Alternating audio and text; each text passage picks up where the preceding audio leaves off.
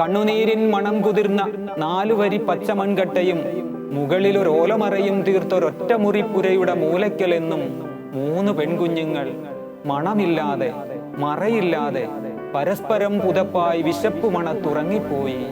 ഞാൻ ഇളവൂർ ശശി. കല്ലിനോടും മണ്ണിനോടും സിമന്റിനോടും കഥ പറഞ്ഞ് ആഹാരത്തിനുള്ള വക കണ്ടെത്തുന്ന ഒരാളാണ് ഞാൻ.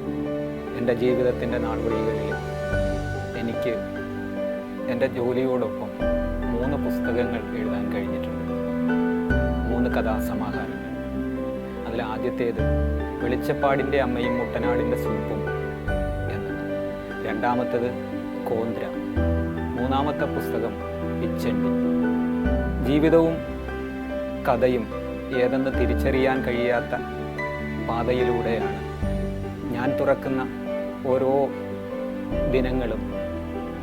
അതിൽ പുതിയതായി എന്തെങ്കിലും ഒന്ന് എനിക്ക് വേണ്ടി കരുതി വെച്ചിട്ടുണ്ട് കാലം.